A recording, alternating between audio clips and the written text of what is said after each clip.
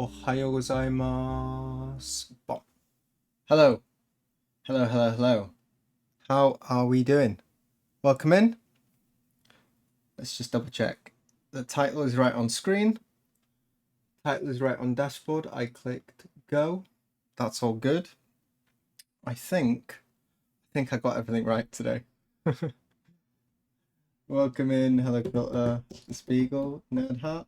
How are you guys doing? 5 minutes. Okay. Okay. Today we are going to have a nice relaxed stream. I'm going to be doing some tracing. It's not as far along as I'd like because I've been working on other stuff, but it's getting there. The hair is done. I posted a little bit on Instagram. Got a slightly different setup today, so I'm trying to like organize my desk a little bit. Let's get some music on. Hopefully that's not too quiet. Let me just check. It seems a little quiet.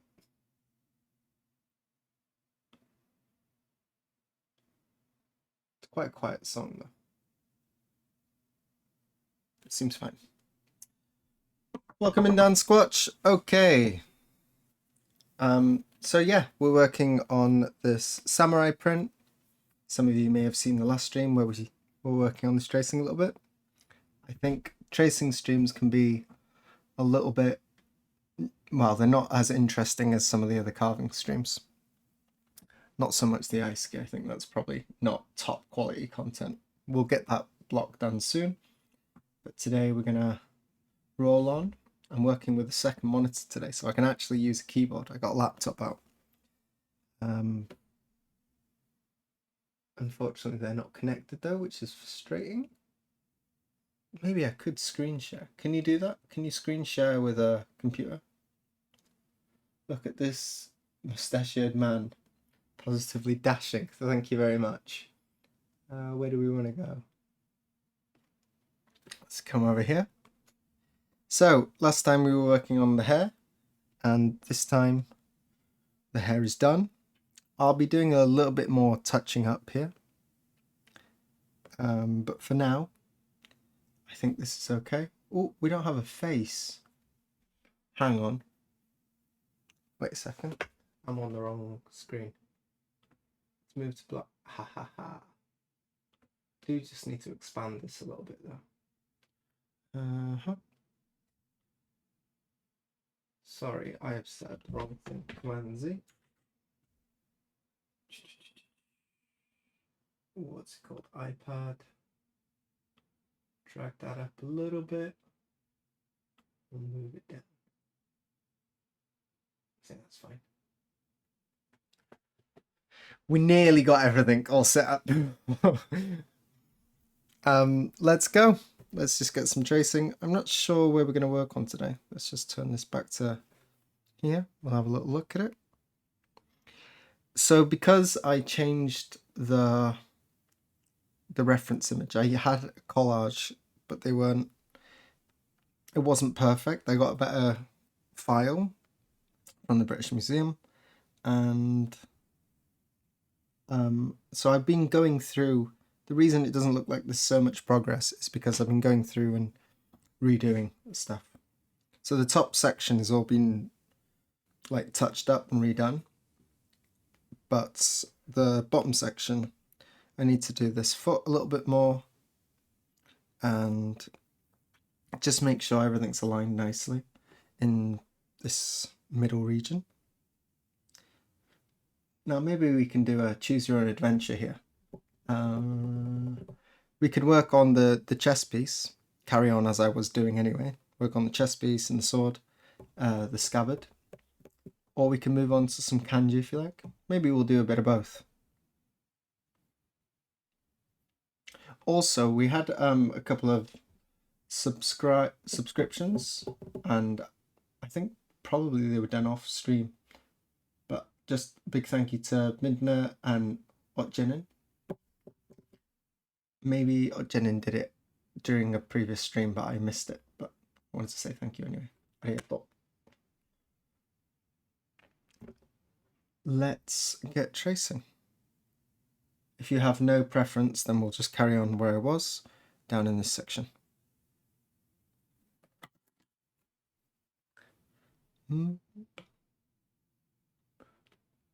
That music seems a little loud now.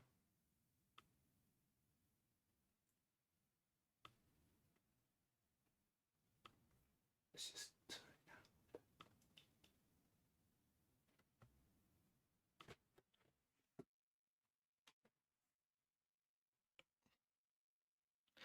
So just before we start, so you can have a quick look at the whole picture, let's zoom this out and let's remove everything. So this is the image. The resolution is not quite as high as I'd like it, which is making some areas a little bit tricky. It's going to be really exciting. I just want to get carving. I've got a box down there full of all the wood blocks. They've already came. Will you also do the calligraphy? Yes, yes, yes. We might even trace a little bit of the calligraphy today. Okay, let's just talk about this one thing I'm doing. So there's an interesting thing going on with we've got the key lines, which is dark, nearly black. The key lines is what's making up the hair and all the lines in the face and all this stuff. Then we've also got a black block, which is making up these darker segments. And the black block is actually misaligned slightly. You can see here, you can see the light grey on the outside. Maybe if I use a pen, I can make a new layer. So this line here,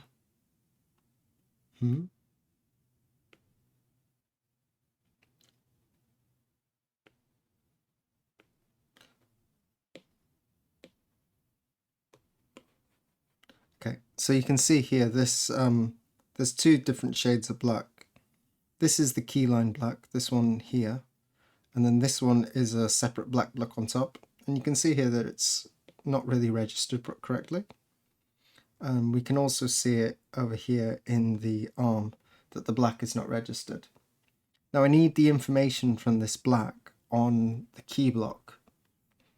The cross-hatching here, the way I'm going to probably do this is I will Oh, we just got something. I'm not sure what that was. I missed that.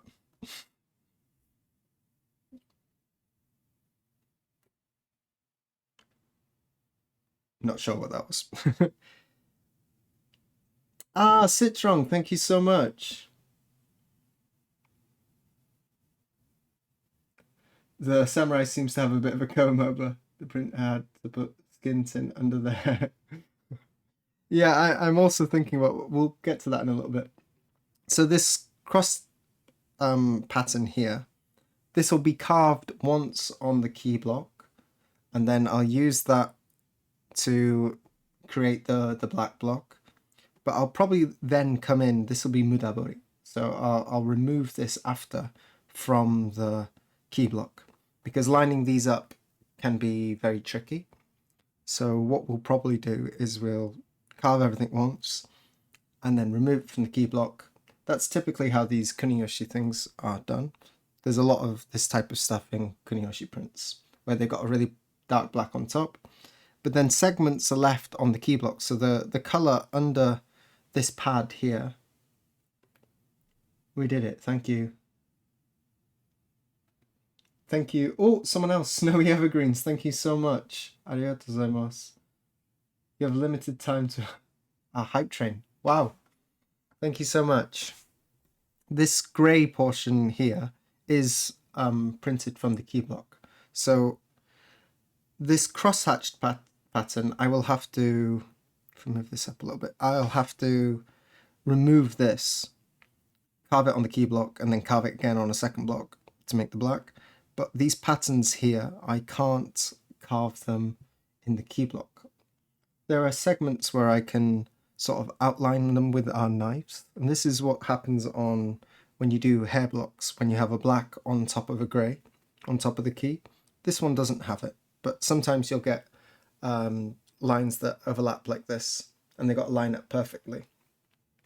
Or you have the white excerpts from the middle of the hair. What you can do is you can just put your knife in, and that will create a little ridge in the wood, which means you can still print it flat, but when you do print it, you'll get a little score mark where it'll be darker or lighter, picking up pigment in a particular way. And you can, it's enough that you can see it to make your transfers and then carve the gap wider, but it won't really affect the final printing.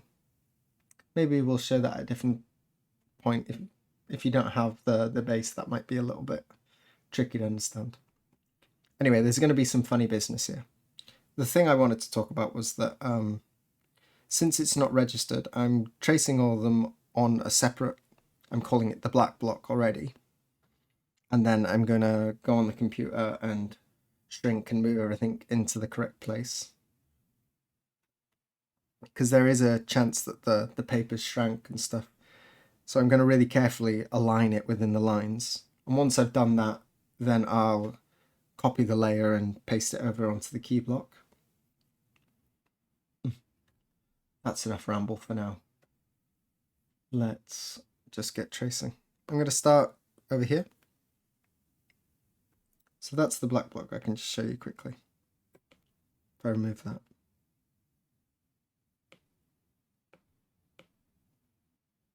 And the hair. So this is what we've got on the black block so far.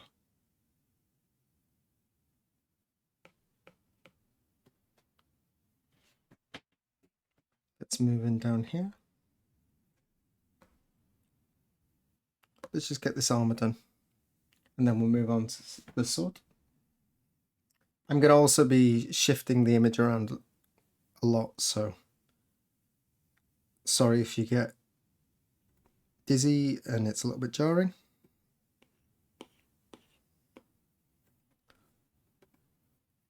Phil, thank you. Thank you for the subscription. Wow, wow, wow. Arigato. Everyone's subscribing today. Arigato. Let's just do a big one of these for everyone. Minasan, totemo thank you desu. とてもサンキュー。じゃあ、書きます。Make sure I'm on the right layer.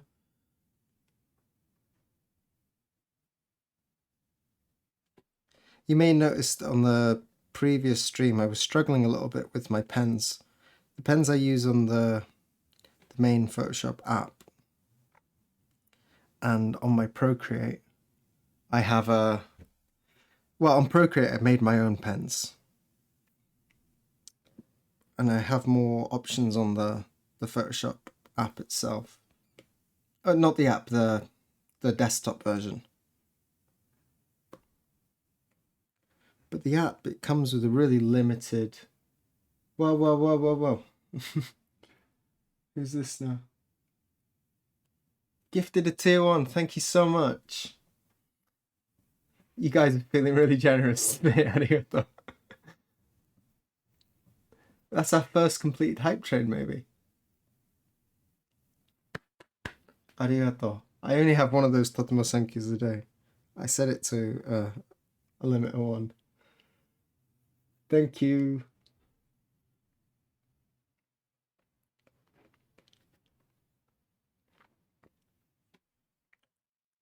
So yeah, I was struggling getting the smoothness in the hair, so I just made some really basic hard rounds.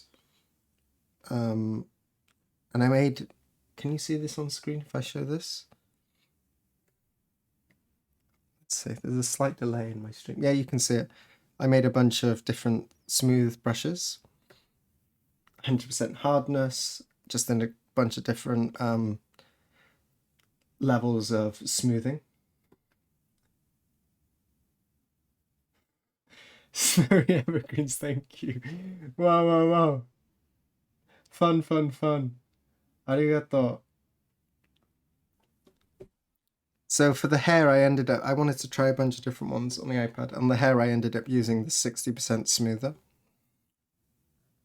And I went through and I touched up some of the other hairs that we were doing. How's your printing? Any fear of Dave pulling you away from the printing, pulling you away to the printing press during the no printer moments? I don't think he's going to do that.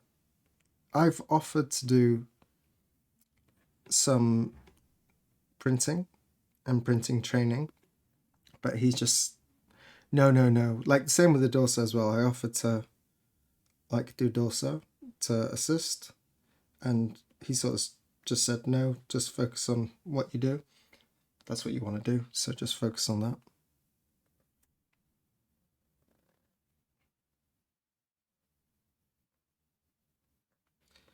That was a while ago though. He may have changed his mind now that the situations have changed a little bit.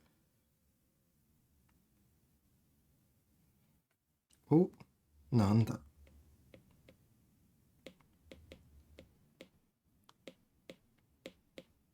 That's one thing that these pens sometimes do. I thought if I got some new nibs that would stop.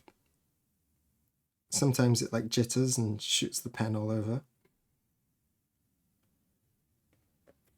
And it was before because of my nibs, but I think it's probably because this is quite a heavy file, even for the iPad Pro.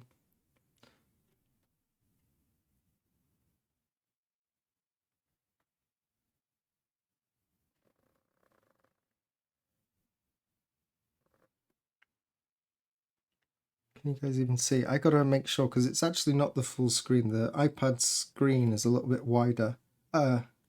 Taller? Yeah. It's a little bit taller than what you guys see.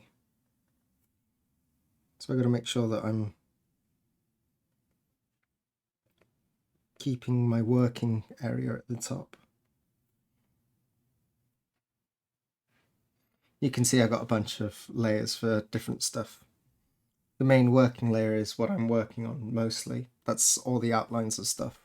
And then the fill layer, this is for filling in black lines that are wide enough to do kagogaki, which is like outlining. I use a separate layer to fill stuff in, and then I have the hair because I want to print that out to do some practice. Before I do any hair, I like to have a second block to feel your condition, like feel how you are today, do a little bit of carving. Okay, let's go for it. Someone was asking about that. Will I be doing the hair on stream? And basically, no, I won't.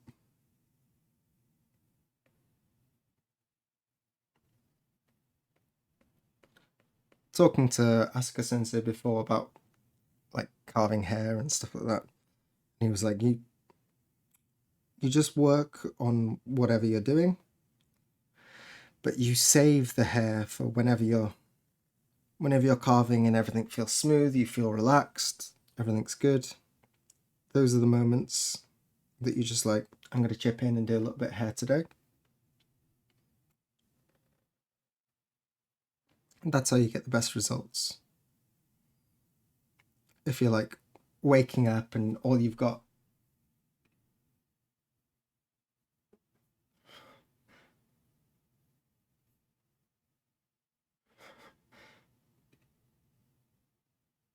choo-choo. We've got a new chess thing just open. Enjoy. Thank you so much for the subs.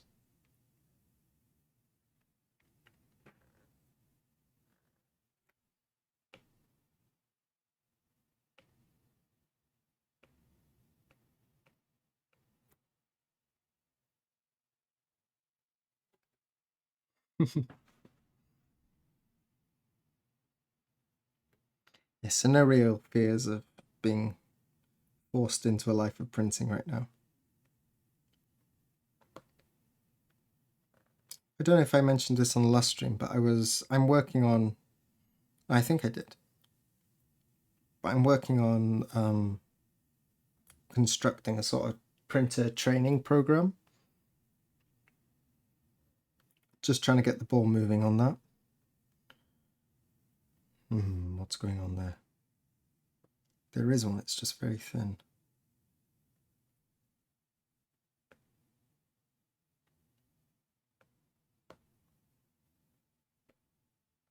One second.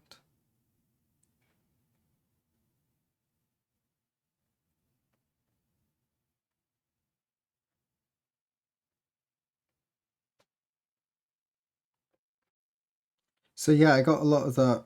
I was doing it maybe Tuesday or Wednesday. Sat down and I did a bunch of the background stuff for that, like making the actual advertisements and sort of course structure, the schedule for the training program, and making like a list of all the prints that we want to give. So the idea is to make a program that sort of runs by itself with as little like input from Dave, so it's not too much from him. He can just sort of, the goal is that he can come in if he feels like sharing some knowledge, like he can do that, but it's not all on him. I want to make most of the training self-directed. Watching Mite Wakaru, watching the other printers, being in an environment with lots of other printers working there. The goal is to get more of the outside printers to work in-house, at least 2 days a week, so we can sort of share that knowledge. And then to also like do subsidies and stuff as well. Mokonkan's getting money on top of their usual sale price for prints. Sometimes people click the training premium, and then it's actually allocating that money to create like a moderate stipend for people. Because it was really difficult for me financially in my first few years, like trying to do this. And I don't think it has to be like that. If you've got the infrastructure, you can create a better environment than they had in the olden days.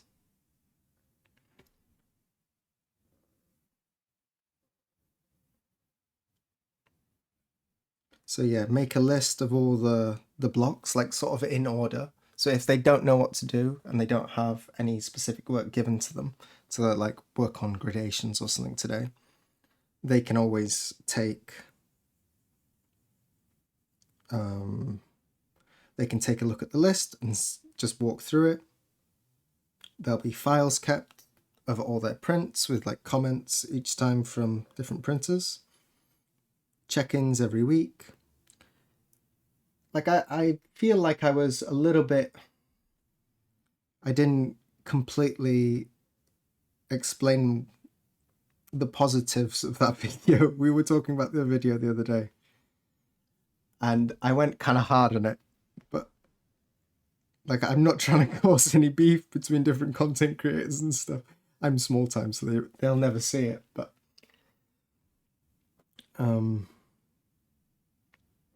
there were some really good points in that. The stuff he was talking about, taking the best aspects of the Japanese traditional system and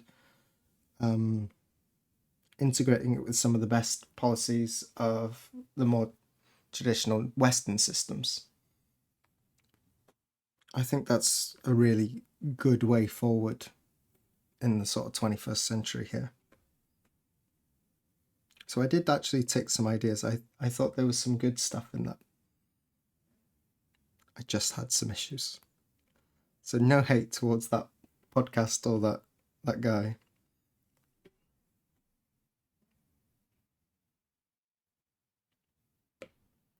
Froze a little bit. Okay, we're back. Welcome in, Wheelchair Willie.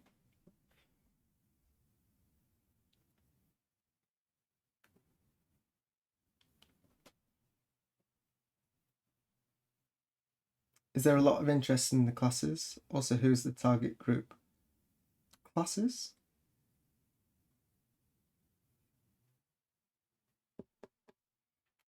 Are you talking about the training program I'm talking about?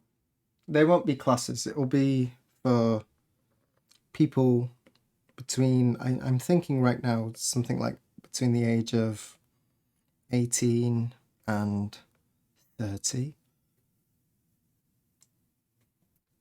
There's no interest yet because I'm still working on sort of the framework for the program. This is like behind the scenes stuff. You're getting a little bit of the inside scoop here.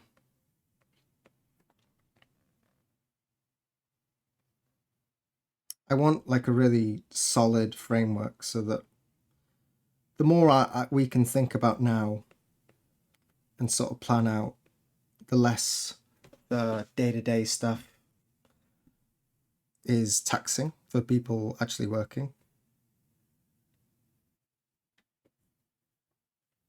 Okada-san, maybe Dave told you that he's like open to this. When Dave told me he was going to have a chat with Okada-san, I was saying like, please try and get him involved in this printing training thing I'm trying to sort out. And he sounded really interested in that. So at the very least, we should be able to get him in for special events.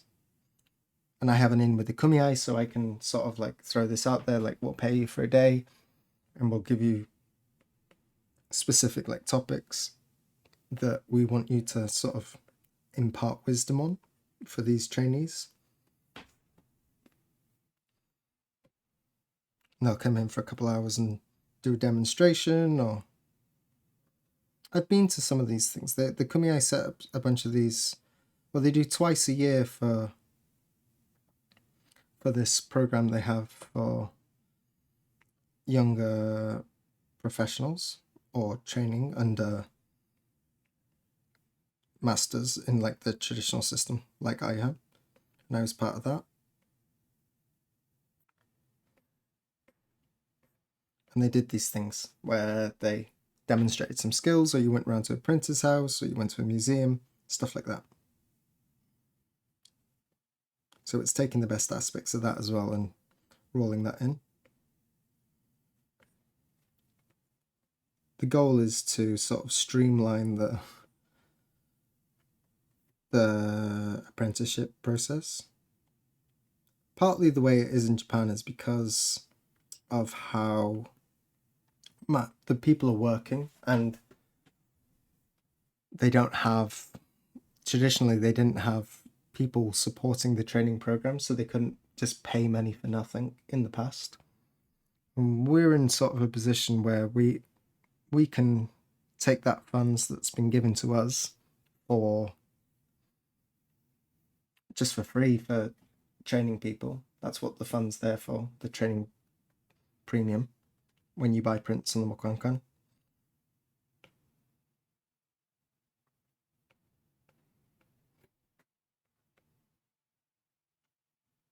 Hopefully no one here is like epileptic. I just realized the flashing might actually be a little bit triggering.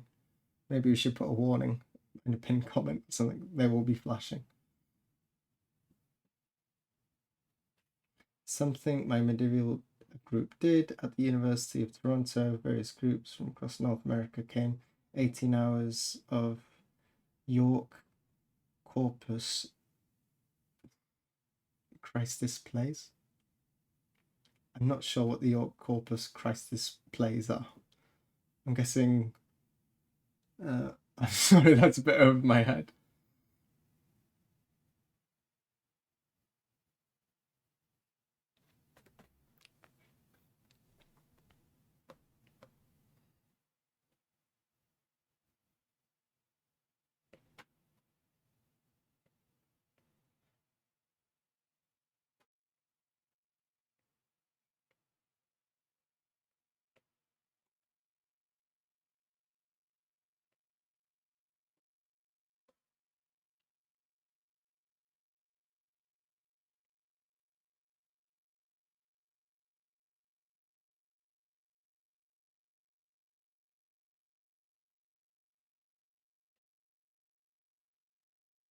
That was some sort of hangman stage play.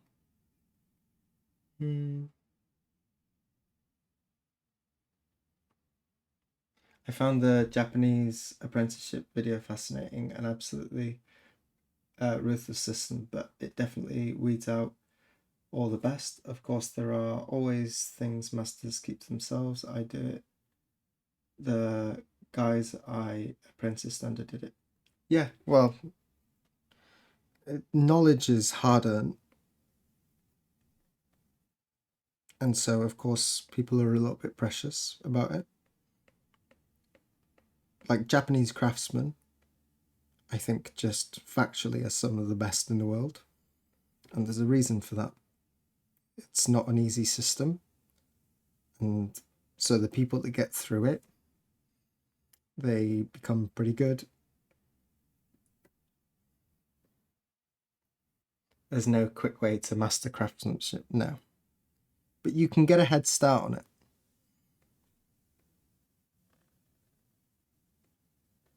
It's all self-motivated.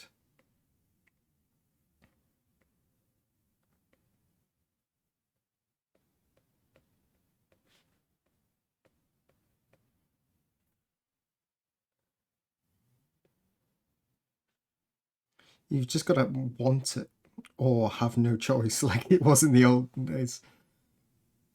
I guess the people, we still remember their names. They were the people that had no choice, really wanted it. Sort of both of those things came together to create a great craftsman.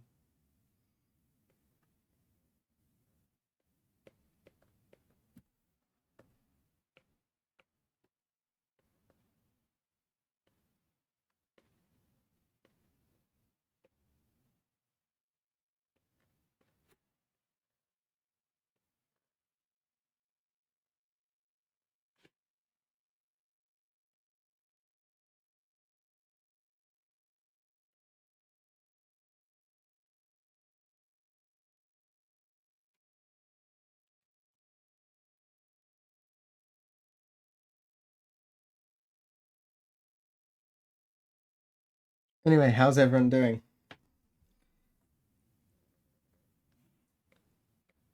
I do have some pool stories. I promised I wouldn't do pool news. There's no drama in this channel. But I do have some stories. It's been quite funny though. Sorry, Tyron, the tracing is bothering my tired eyes while I watch the YouTube. No, it's all good. If anyone wants to skip the tracing streams, that's all cool.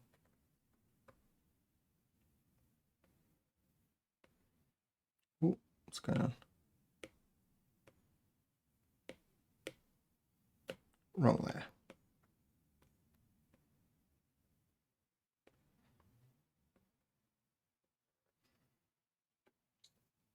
Yeah, 99.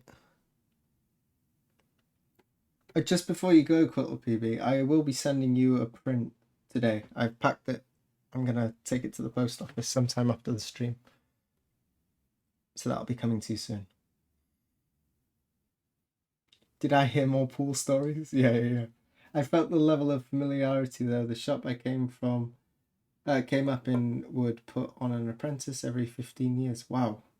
I had to labour for six before I got my spot. 6 years before you got your spot, and then before I've lost my place. The chat's moved, sorry. It was a secret after two of the guys took me under their wing. Pool drama. No drama. I'm here for the tracing. Nice to see how you interpret the printed lines. Yeah, ideally, maybe I can show you a little bit later the one I did for the Hokusai Reborn series. That was like, this is a lot less interpreting. This is just trying to trace things down, get the information across. I really wish there was a little bit more detail, you know. I'm struggling to see sometimes what is just poor quality, what's smudging of the ink, and what's actual jitter in the brush.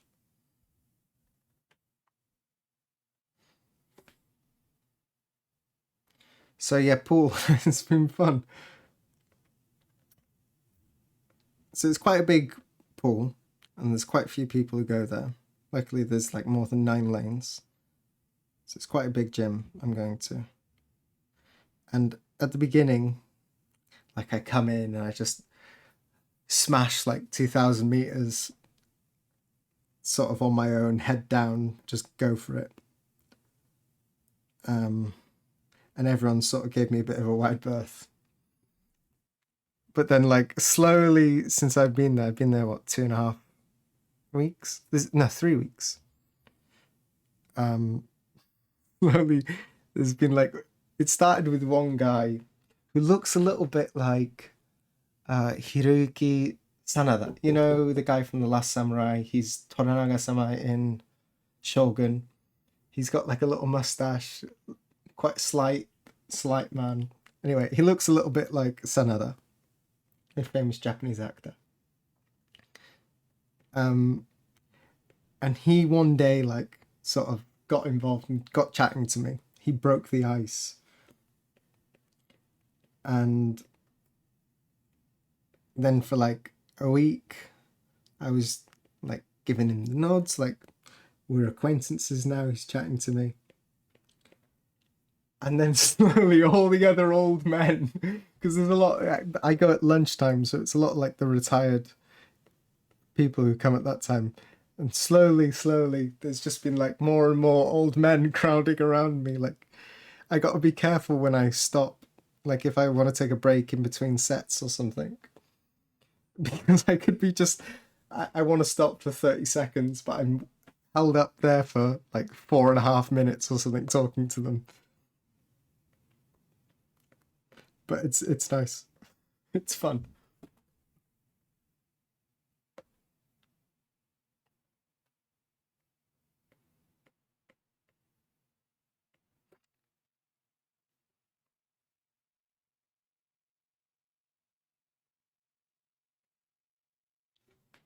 So I'm on friendly terms with a lot of the older men, and they like come into my lane and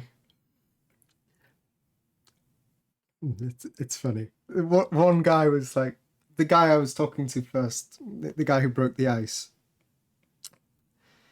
Like he introduces these people. He's like, don't talk to him. He's an absolute nightmare. He's a liability, that one. And then, you know, classic old men back and forth. Oh, he's the liability. He's this.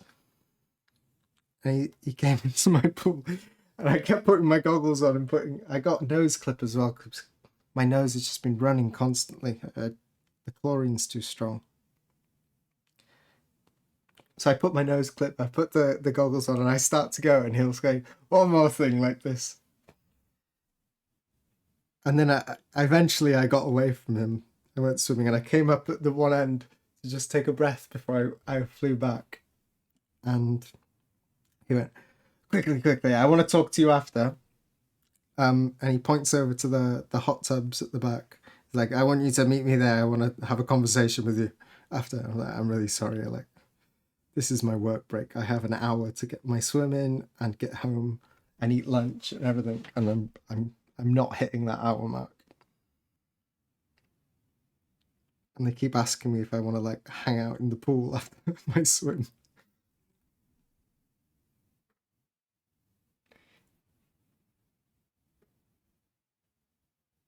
Sandwich for lunch? No, salads usually.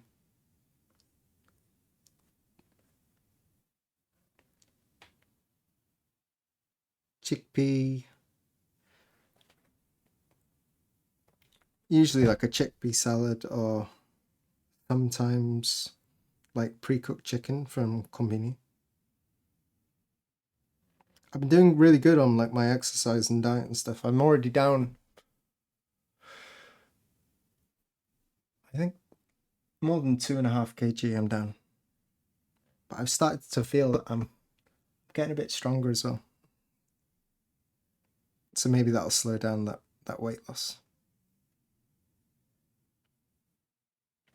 It's good to get moving, you know. It was like, since my son was like, since my son's been here, the last year, it's been tough to do any exercise. I've just been sat down, and then you get into like this work mode where it's like a spiral, and you just end up working and not doing anything for your health. Or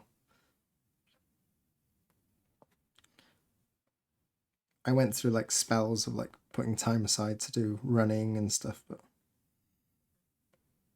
swimming is really easy because it's consistent. You can just do it every day once you've got a routine. Running can be like that as well, but I get a lot of injuries running.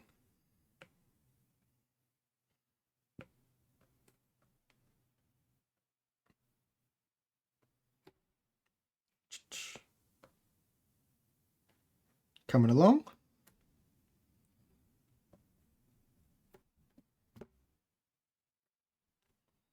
Gonna see it in black and white.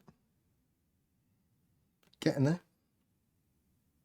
What time are we on? We do have a question today, so please remind me at the hour mark. I've got some advice for new carvers, some tools, some tool tips, and some little embarrassing rust bits. We'll get to that.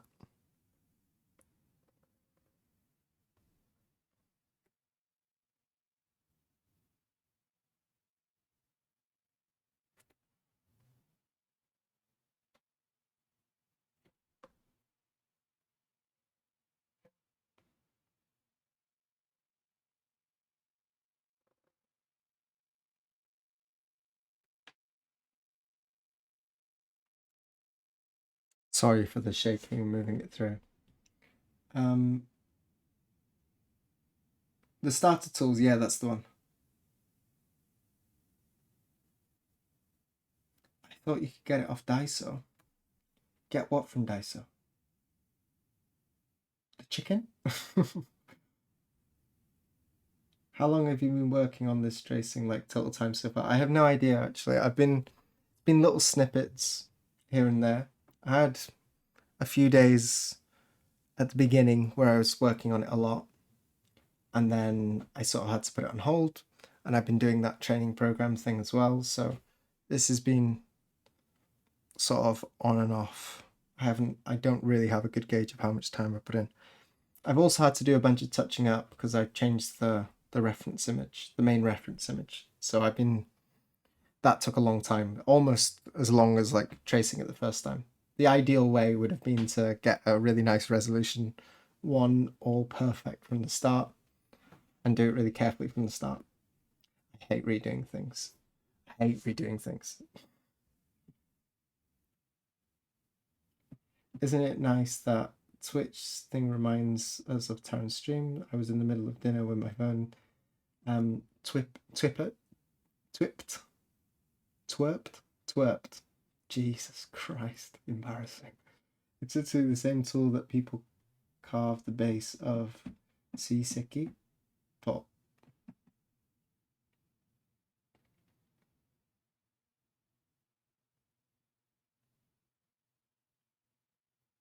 The sets. Yeah, I have some thoughts on this. Let's save that tool talk for a little bit later.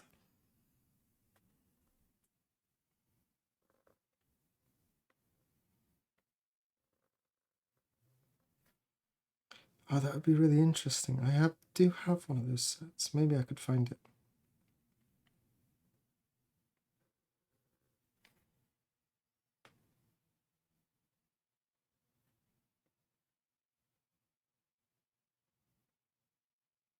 This armor's not very bingo twerped.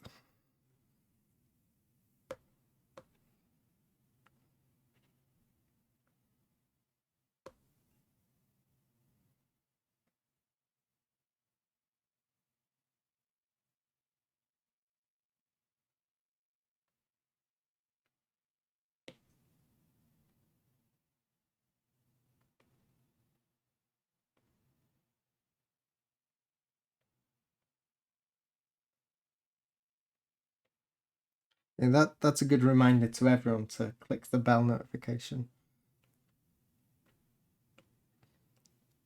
Then you can always be here.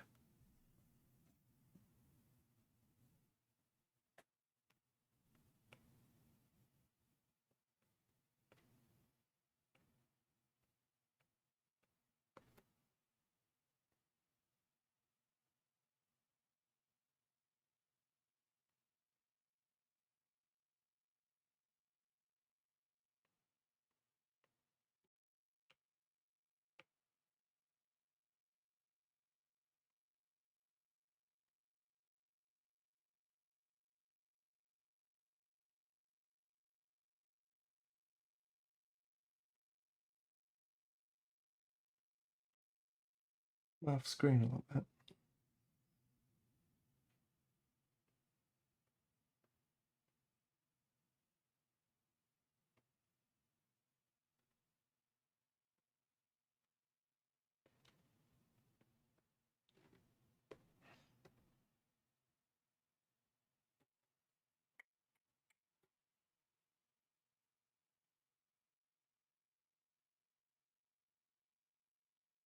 Thanks for being so conscientious and mixing up these streams for this time. It's actually, it's just my work. This is how my work is. There's a lot of time, like you see with the bonsai print, that you're just like sitting doing one thing, and then there's some really dynamic bits where you're doing lots of different works. It's a shame I can't show you more of the work I do for Asuka Sensei.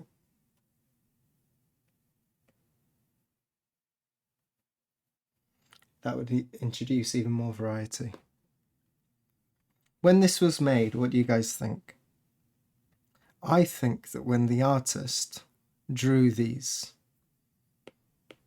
I think that he would have come through and just drawn one brush like this, like you can see on this one quite clearly. But often the carver has separated them like this. But I'm sure it would have just been drawn as one like that. He'd have come through and just drawn them as one.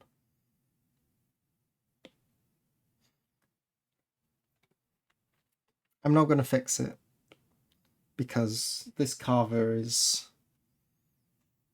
very good. The carving on this print is really, really, really beautiful. I've come to like deeply appreciate this carver.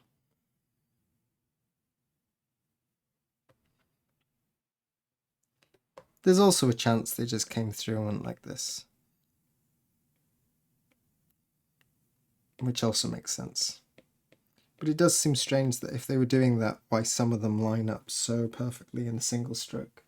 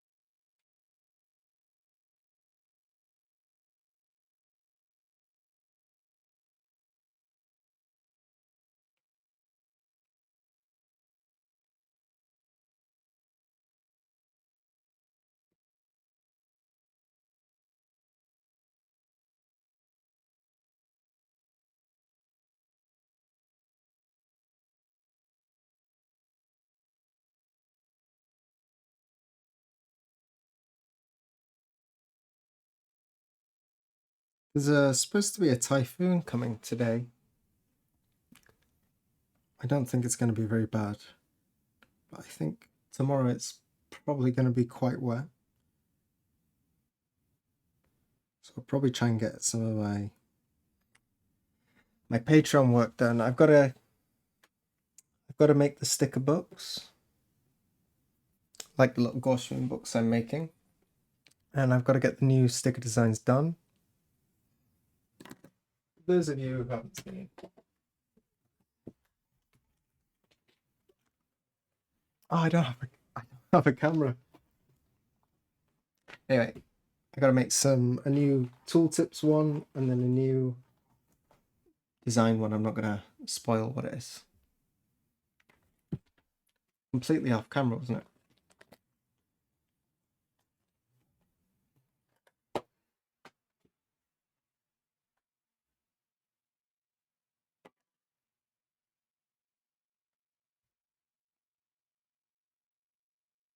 Is the carving different from the reference print you started with? Well, this is the British Museum one. It's the same one. I do have a few different references. This is one from Ronin Gallery. And then I also have one from RTO that was sold on auction, which I think is the same from the original block set. This one is obviously a reproduction, but I believe this one is from the same one, but the quality is so poor I can't even use it. The only thing I can use this one for is for sometimes I need to see if something is just tamari. Sometimes you can. This one really isn't useful at all. Then I have one from Yamada Shoten as well, which is obviously another original.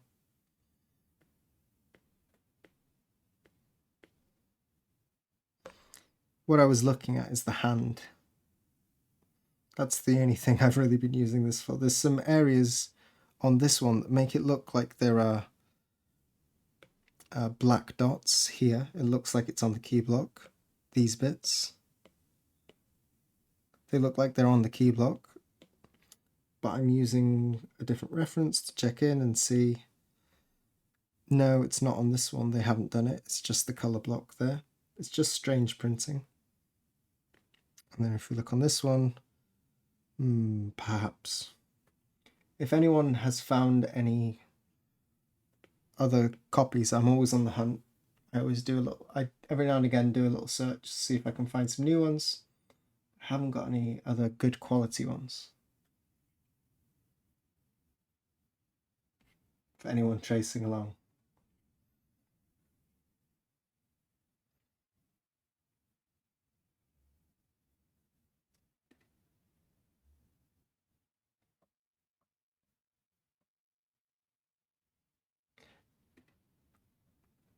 This set is really beautiful. You should go through that that collection on the British Museum. Just have a look at some of the other prints up close. The carving on them is all spectacular. Cheers for that, Chicken Meister. It's very helpful.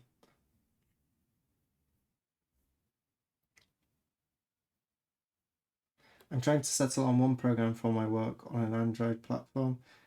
As a painter, I really like to use ArtRage program because it mimics the palette and brush so well, but it's weak on Android and strong on Windows. Anyone using Sketchbook on Android? It for years, but not used it much. I don't know either of those programs. I don't use Android either, so can't really help you there.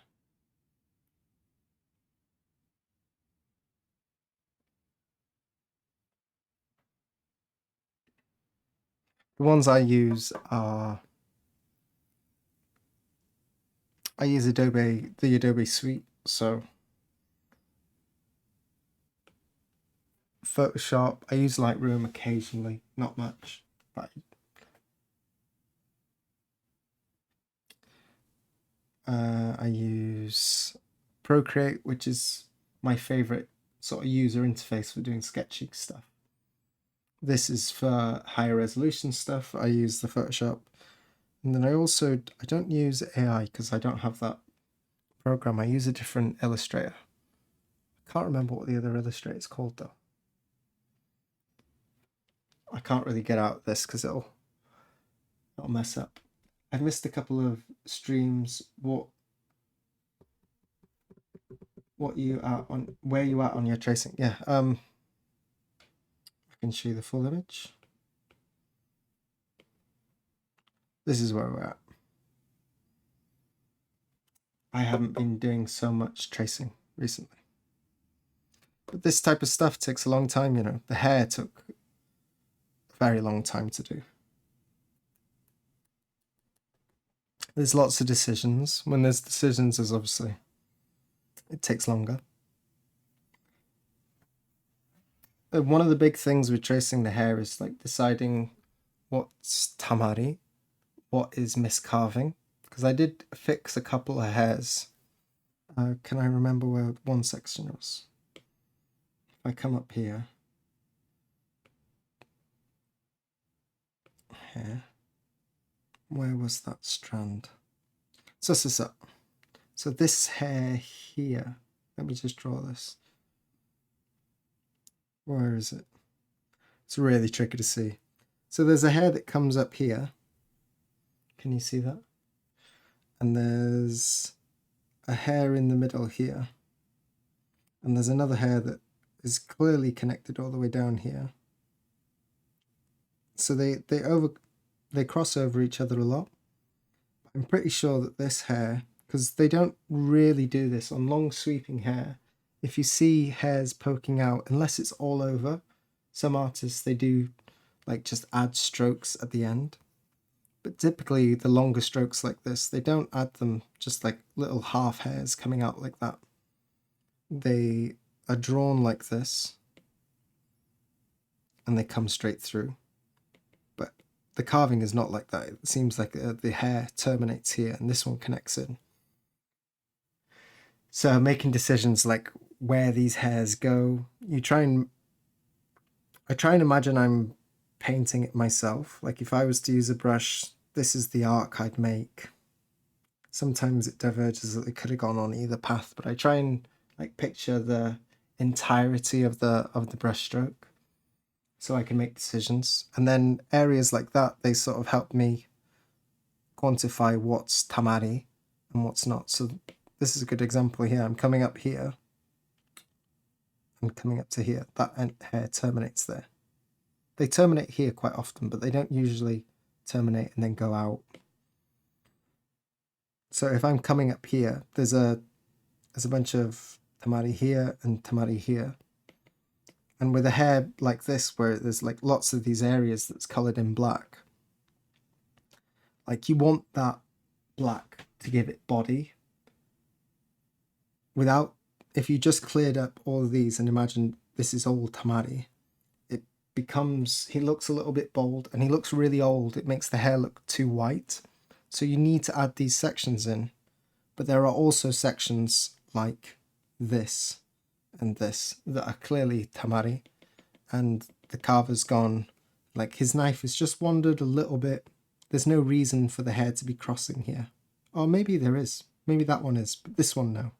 There's no reason for the hair to be crossing between strands like this. This is just the carver's gone a little bit too close here. So I've sort of recentered that line and come up here, and I haven't coloured that centre bit in. So lots of decisions on the hair. It takes a long time to do it. But if you are doing any tracing your own, and you're not sure about tamari and stuff, try and think about the flow of the line, how the artist would have drawn it and how the carver would have interpreted that. When things sort of come to a V, if there's like extra pigment here, but the line thickness is such that like that wouldn't be there, you can be pretty confident that this here in the middle is just tamari blotching. So this is probably how I'd carve it, knowing that there's a good chance that this will also be filled up a little bit on my printed version. But if I was to take this back and then it was to get tamari on top of that from the printing, some blotching on top of that, then it'll grow. So it's not as easy as just carving exactly what you see. And there's not areas I'm really fixing on this so much, but the hair is something that if I add some imperfections from the original carving and then I introduce my own imperfections on top of that, like it sort of grows and the carving will get, progressively it'll look worse and people won't see the original and they'll just think that the imperfections I've added, like copied from the original, they'll think that I'm just not doing it very good. They won't know that that's like deliberate. So I have smoothed out a few bits where the lines get a little bit too narrow, a little bit too close to each other, or where they've like... On the whole though, this is a spectacular carving job. The hairs are feathered. They're smooth as anything. Look at these tips here. How beautiful is that? Just slowly shoo, shoo, shoo. It's masterful work. I really wish it was better resolution so I could see just how good this is. I'm going to go see this exact print in person when I go to the UK though, so I'm very excited about that.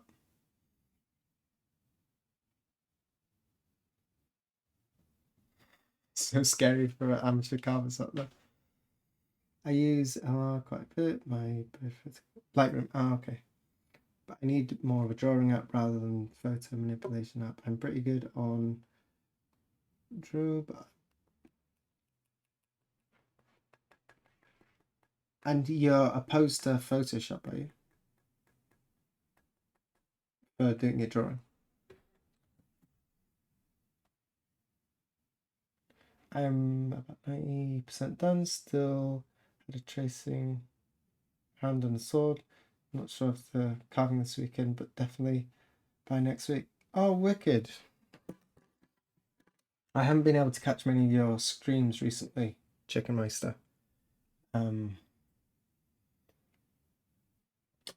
Yeah, sorry about that. I can usually catch the Monday ones. I can't remember what I was doing. Like, it's been busy recently. Saturdays are pretty tricky. I put it on in the background, but I can't really like participate. Where were we? Should we do something interesting? Should we have a start on the kanji?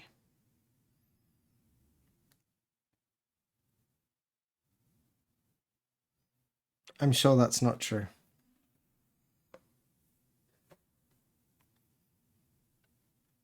Let's do this scored.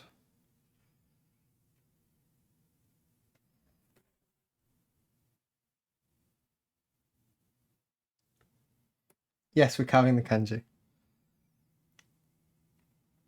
Working layer, correct. Okay. This pen is too big. I prefer a 6.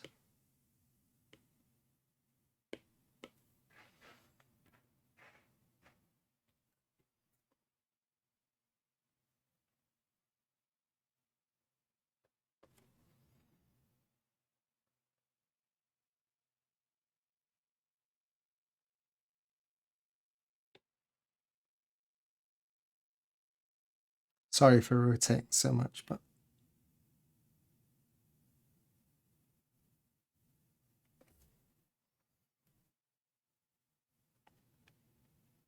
to get nice smooth curves, you really want to work with the easiest direction for your hand.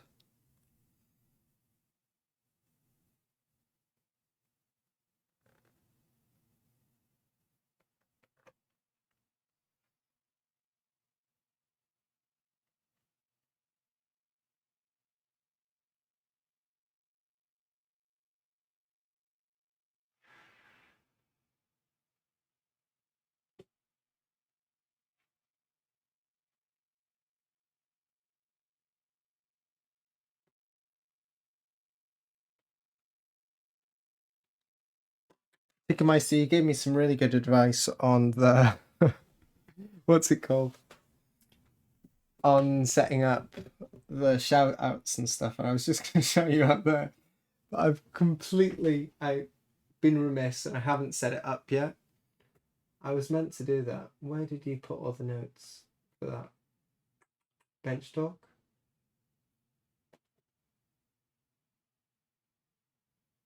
Command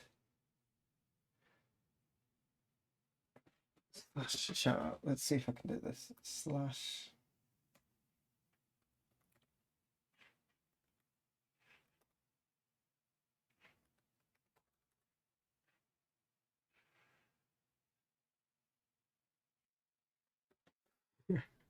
I'm having to read your thing. I've completely forgot the shout out thing. I haven't set up the Nightbot or the stream elements or anything like that yet. You did the super shout out. What's the standard one? Is it just backslash? Is that correct? This is wrong, isn't it? Why is that not?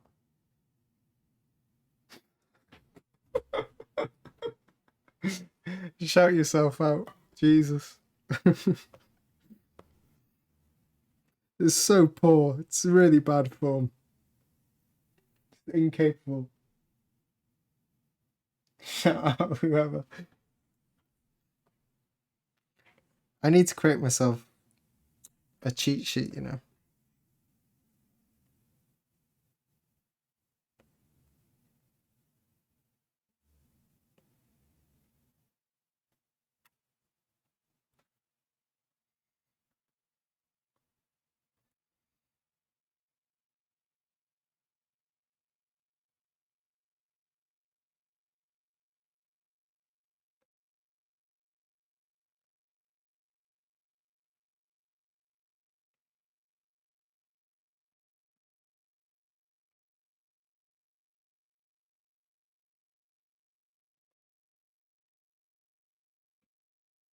Let me just finish this kanji and then we can move on to question time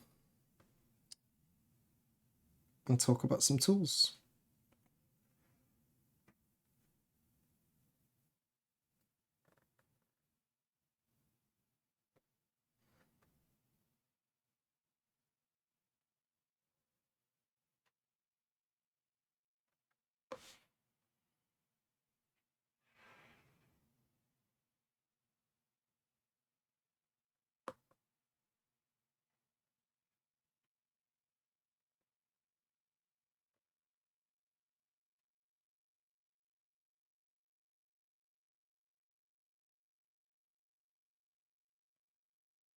I know it's probably awful to watch all this spinning.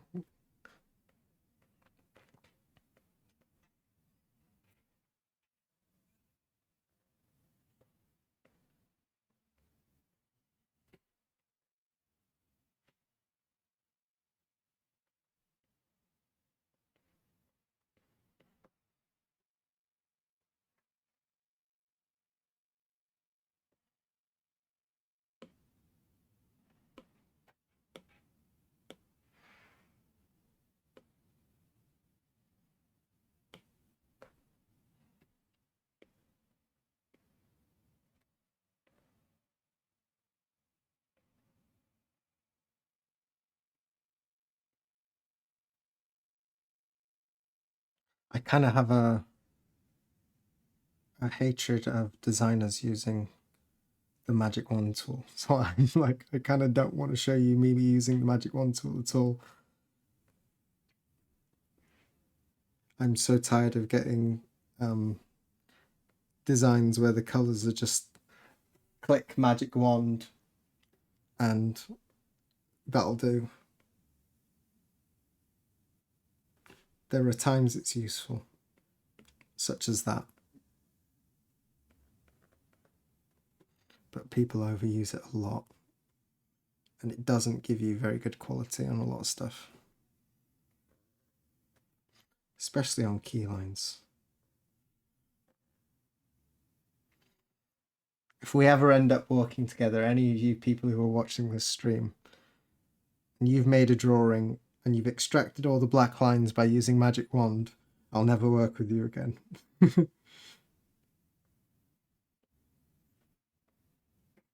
You can extract them with magic wand, but you better be doing some post work on that.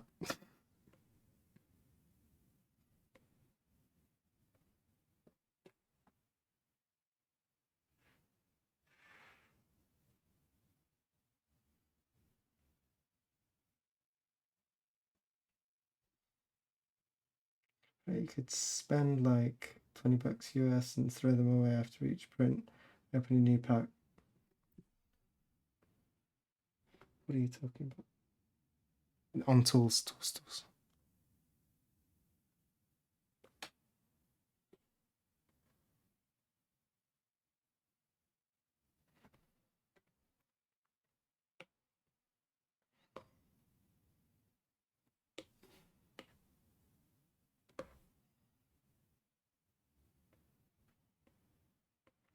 Cool. We have one kanji. I will fix this later.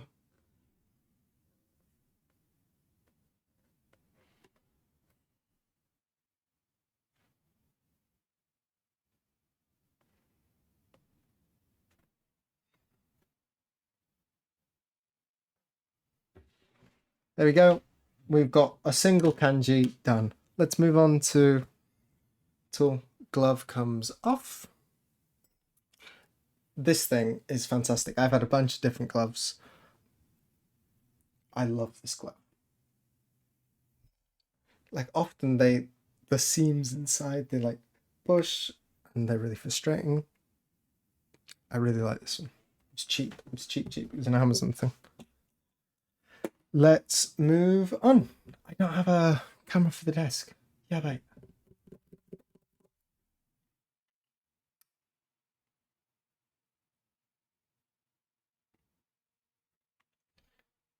Vivid KP, thank you so much.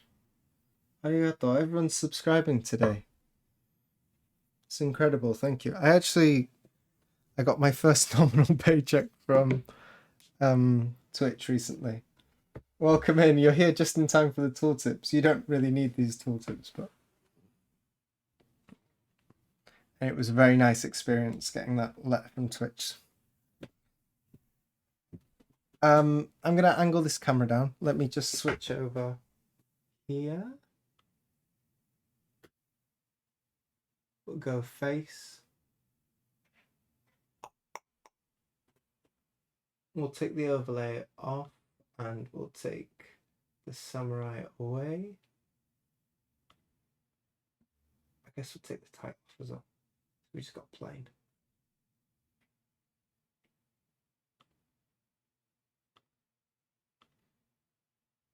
Okay. And we can angle this camera down. Wow.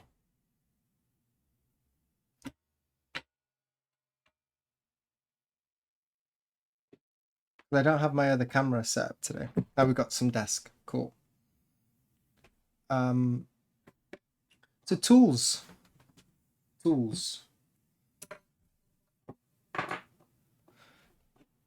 question was, let me just read that out. The question was, let me get the questions opened. Question time. There have been questions lately on tools for beginner printmakers. What tools did you first buy? Nice, short, simple, easy question to the point. The first ever tools I got, it's weird, you're just looking at my belly. We'll move down there in a second when I've actually got the tools. Let me just see if I can get a pack. I don't think I've got them, but I might.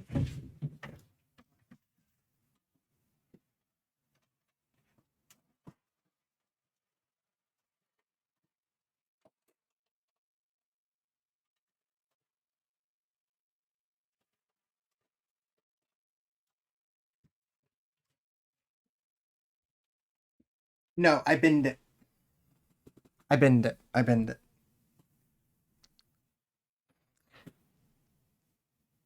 It was my first ever tool I got was it had a plastic handle and it had the same blade shape as one of these standard knives, but it was really thick and it sort of tapered on both sides, more like an X-Acto knife, like a thick X-Acto knife. And it was awful, but it was a knife and I could use it, and that's it.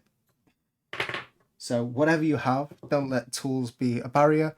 Get whatever you need just to get started, and then you can move on to other things.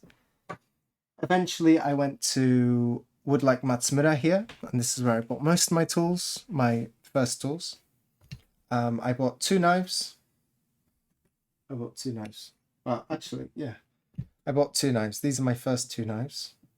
I bought a 0.45 and I bought a 2mm blade. This thing, went to Asuka Sensei's for the first time. I hadn't really been using it. I had plans to do delicate carving and I thought you needed a delicate knife. It is completely pointless. You don't need one of these. And it was a very big buyer's remorse on this. Because I bought it and it was like a little bit expensive for me back then.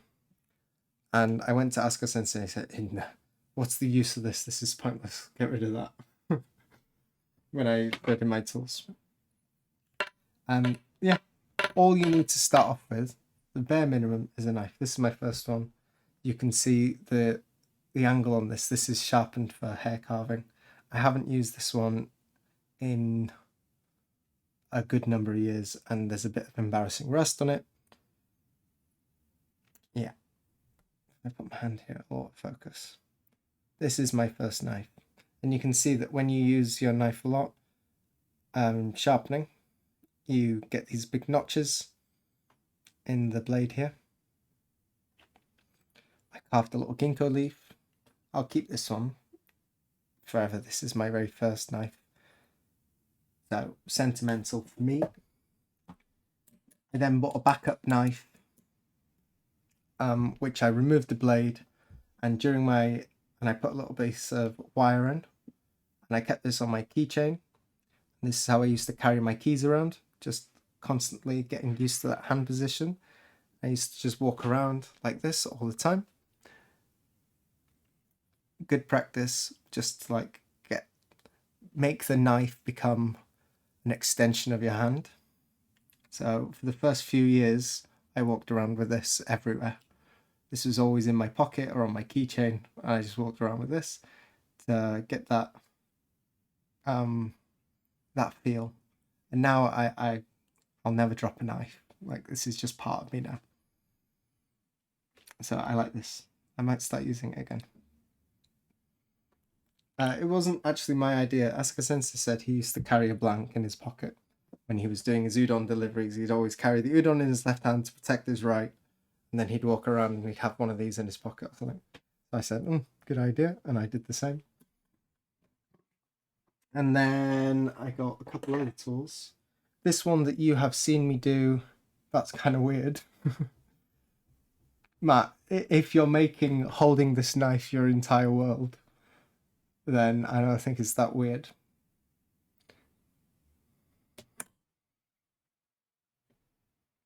Kind of weird if you're walking around showing people like this, I guess. But I wasn't doing that. It was mostly just in my pocket, or I'd just be like explaining stuff, and it's like a fidget toy. The other tool I got at the same time, I got those two knives. I wanted a large clearer, and I got this. This is not typically a tool you'll find in like a 10-piece set for a carver, but I use this. This is the closest thing I have to a kentonomi. And I keep this one. I don't round the edges much. This one has a little bit of rounded edges on, but I didn't sharpen this during the large sharpening session I did, but I would like to get that a little bit flatter. I use this not for marking down in the kento, but for scraping the kento flat. And if it's not got a round, you can get into those corners a little bit easier. This is one of the first tools I got. And then I got one large clearing chisel. This one I also haven't used in like 5 years. And so I got a bit of rust here. But this is a slightly curved one. This was inspired. This is before I started classes with Asuka Sensei. I got this. I think I just got it from a standard hardware shop. It's not a Mokohanga specific tool. But yeah, this is before I got onto the system of using a marunomi and a flat chisel. This is what I used to use. Something similar to what Dave uses. He doesn't use a large U-gouge. But what's my actual advice? Here it is. Let's point this down. My actual advice for anyone who wants to start carving, most important, number one, you have to get a knife. The kogatana, hangito, whatever you want to call it, this is the most important thing, and it's a non-negotiable. They range from about 3,000 yen up to like 6,000 yen, depending on the steel, depending on the wood. Typically, the lighter colored woods are a little bit cheaper. Some things to look out for. You want one that there's modifications you can make, so this can change. You don't want the ones that have the bump here. This one has it a little bit, but that's because it's the smaller one. I can make this focus here. You can see that there's a bump in the wood here. You want the transition between the copper jacket and the wood to be smooth. So if a tool looks like that, I think it's poorly made. So you want one that looks more like that, where the transition is smooth. Anyone who designed those is obviously not a carver themselves. You want the transition to be smooth. Sorry, there's a bit of delay. Because your finger sits in between there. That's where your little finger sits. Halfway between the copper jacket and the wood, that's where it rests in your hands. And if there's a bump there, it sort of offsets. What you can do is if you do get a knife that you don't have access, and you do get a knife that has a bump, sand it down. Modify your tools, people. Modify them.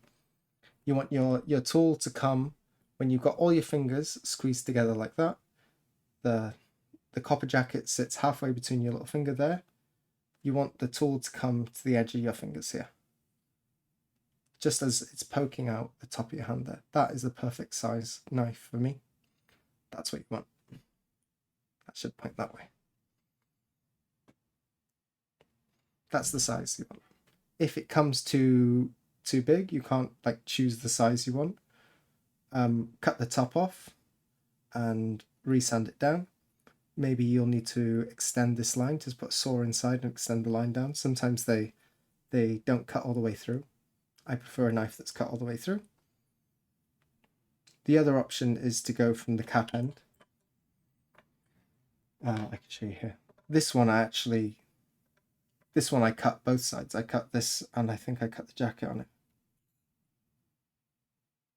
Yeah, you can see there's a bunch of sanding I did here around the tip to smooth that out. And what you can do is you can cut this a little bit shorter, and then you have to stand back here to make sure that the jacket fits. Anyway, that's number one tool. Most important, kogatana. Kogatana, small sword, or hangito, which is just the name of it. The next thing you need is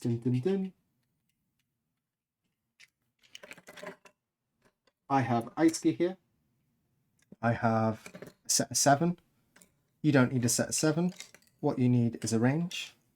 My smallest one is like less than 1 millimeter, and my largest one, I think this is 3 millimeters. Let me just put them in order.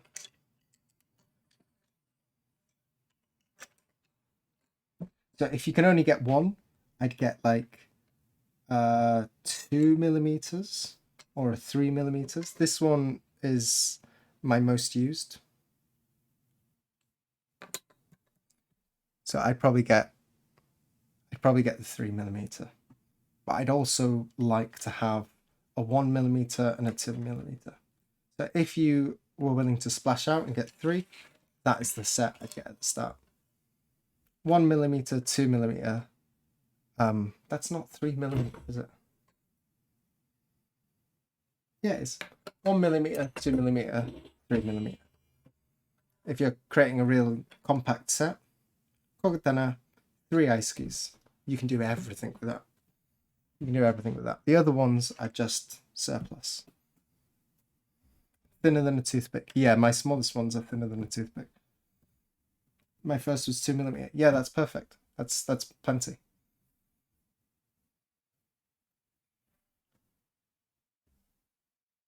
$3 millimeter is the one I had and is the most satisfying. Yeah, this is probably the one I use most But any lines where you're just carving around the outside and there's no lines like poking on the inside, everything is done with the biggest. You use the biggest tool for the job because you can smooth out those corners a lot better with a 3.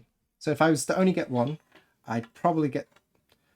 It's a tear up between the 2 and the 3. The 2 is good. I might even go for one in the middle. If I was only to get one, maybe I'd go for like a 2.5. I think it's like a 2.6 actually. I think that's probably the one I'd go for if I was only to get one. If I can get 3, I'd go for a 1, 2, and a 3mm. So there's our set so far. If you can splash out more than that, I would advise, this is one of my favorite tools. It's a slightly curved soainomi. Can you see that close? It's like the ice skis. It's much wider. This one is 7mm, 8. This one is 8mm. It's an 8mm soainomi. Slightly curved flat chisel.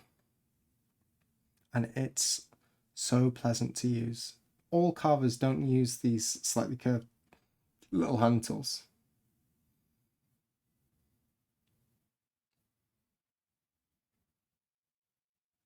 For beginners doing larger line, yeah, I know, but the reason I said that I might want one a little bit smaller than 3mm is because people are ambitious and no one knows their limitations very much at the start. Some people, they start with appropriate work, but most people don't start with appropriate work, I think. They try something that's a little bit more difficult and they realize that, okay, I've got a lot to learn. And the only other thing I'd get is this is an option. This is completely optional, but it's very nice for smoothing things out. You can also get them. I don't have them. I can't really remember what their names are, but the tools, someone will throw them up. They've got a solid handle. They're really cheap, and the blade comes out the bottom. I've never used one of those. I think Dave still uses one of those. And they can be quite good. You can get them with this sort of blade in, and you can get them with rounded ones. The other thing you'd need is some sort of U-gouge. Whether you get a big one, like this might be a little bit more pricey. If you've got money to splash out, get a big one. Or a simple small one. You need some sort of U-gouge. Particularly, I think probably that is the one I'd go for. So instead of the sawai, I'd add that in first. The sawai is completely optional. That's maybe a set I'd start with. If I was to start again, I like having U-gouges that I can persuade. Yeah, everyone's going to have their own preferences. And if you can, a large clearing chisel. I don't think there's anything wrong with these curved U-gouges. It's a single tool. So I think I'd advise someone to get this. If you want to clear in the same way I do, then you will need a hammered U-gouge and you'll need some sort of larger chisel. Most people don't get these until they're a little bit into it.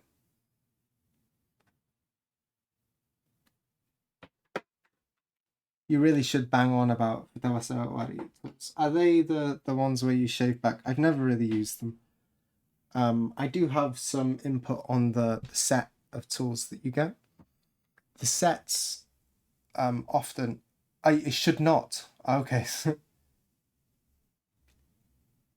I have no real opinion on them. So, if Vivid KP, I'm guessing you use one, and you say you don't like them. Some of the other major tools, the power balls, what is it? Hand power ball, something like that, with the weird shape. Some people like them. I am not a big fan of those tools. I don't like the sets you buy. I wouldn't buy a set, basically. If that's all you've got, I think it's probably better, unless you're splashing loads of money. Power grip, thank you. Unless you're throwing loads of money down on a really good set to start with, you end up with a bunch of tools that you don't actually need. Like the V, you don't need that. unless you're doing like really Sosaku stuff. The V you don't need. They come with a little bit weird tools sometimes. So that's not what I would advise. If I was starting again, I would stay away from 2-part. They are delicate and you should not use them with a hammer. Are you talking about these? I'm not suggesting anyone uses any of these with a hammer. Ah, okay. So I thought you were talking about I shouldn't bang on about, like, I shouldn't talk too much about them. I shouldn't hype them up too much. You're talking about banging them with a hammer. I understand. Yeah, please don't hit these with a hammer. They will break. They will break. Goes without saying, okay. So yeah, that would be my advice, those tools. The power grip, I don't think the quality is very good. Yeah, I'd much prefer, they're not that expensive to buy these individually. You can start with just 2 tools, 1 ice ski, 1 kokotana. You can do everything with that. If you want to get cheap, like gouging tools, then go ahead. You don't need anything specific to that. But this will cost you 4,000 yen maybe. This will cost you about, I think they're about 3,800, so about the same. So 8,000 yen. The yen is very weak at the moment. It's not very expensive to get 2 tools, and that's all you really need to get started. If you're feeling fancy, I'd go for that. If you know you're going to be serious about this already, add in some U gouges. That's all you need to get started. So there's my advice. I think we've been rolling. Is anyone got any questions about that?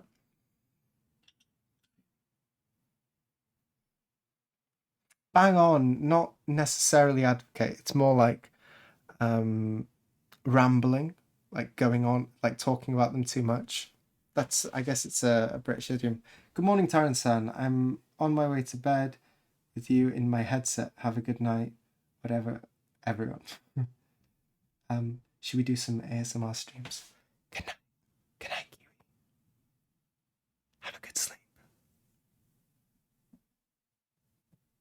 Going to rewatch and take notes. I have one better than that. I have this all written up in the FAQ section of my website, the link for which I've just posted. There you go. If you go to that page, you click the second link. The first one is what do you do?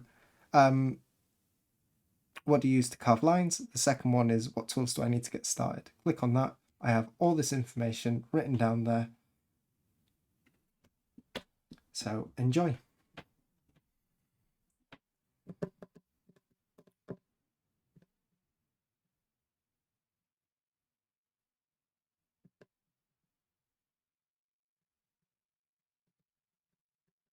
Yeah, I would stay clear of the sets for now.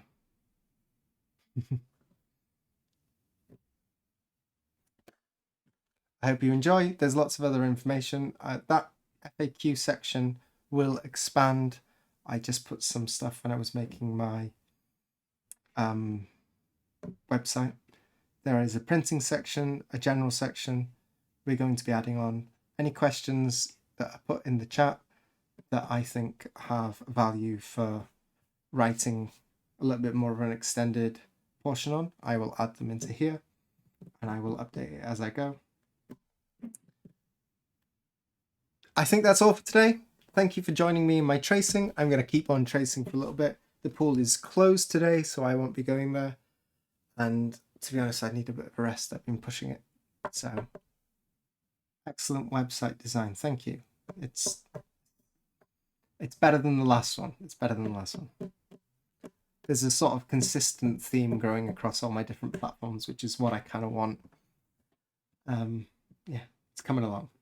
Thanks for the stream. Cheers, mods. See you, everyone. Couldn't have said it better myself. Let's get a raid. Anyone we're following?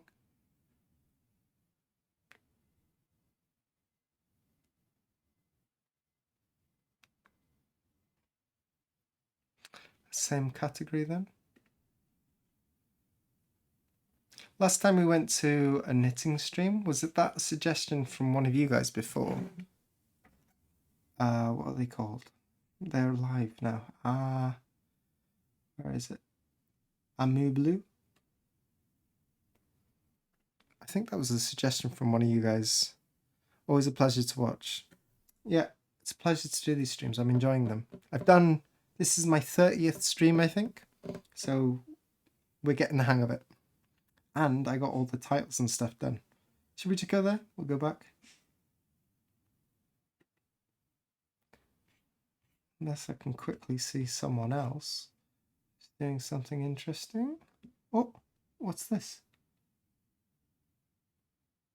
Pattern making? Oh, I thought it was carving. Oh no. Rocky Road ice cream. After supper. Nom nom nom. Enjoy your noms. Let's do this. Smaller channel. Let's do random stream. Stream rate. We're going to send over to Mija XO. Looks like they're...